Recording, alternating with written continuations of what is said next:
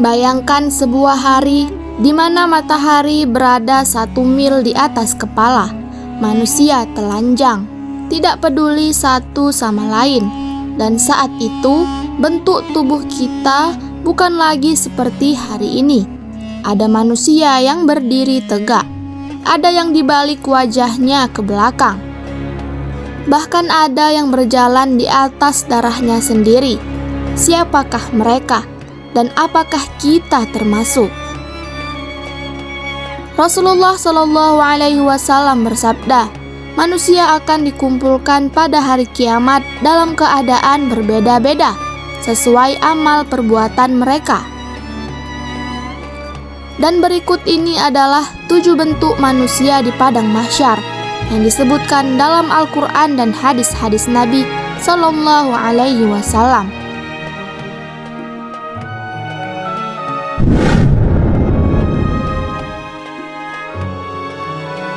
Buta padahal dulu bisa melihat. Allah berfirman dalam surat Toha ayat 124.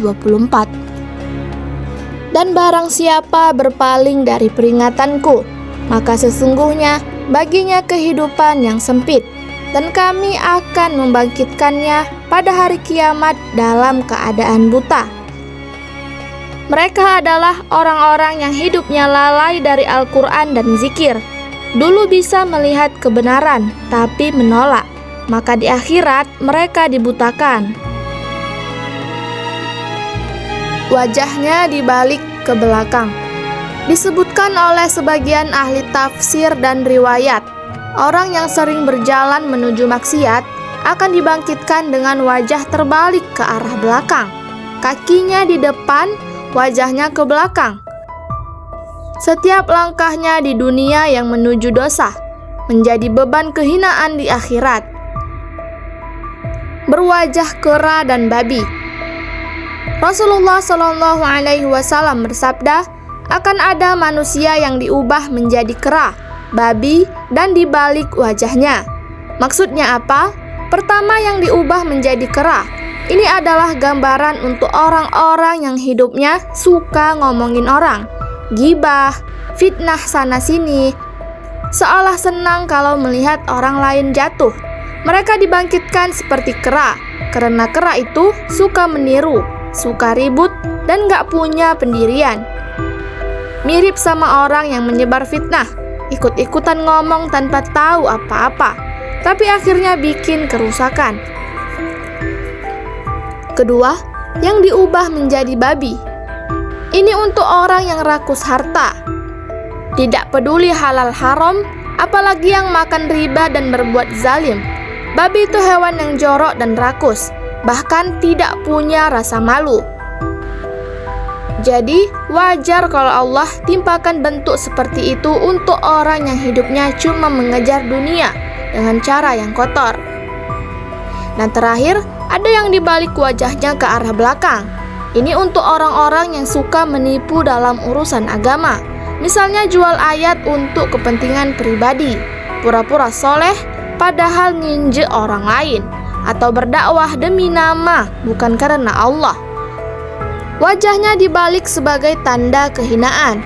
Mereka berpaling dari kebenaran saat hidup, maka nanti dibangkitkan dalam keadaan dipalingkan juga. Tidak bisa lagi lihat arah surga, berjalan di atas darahnya sendiri. Ini adalah gambaran untuk orang yang berdosa kepada sesama manusia.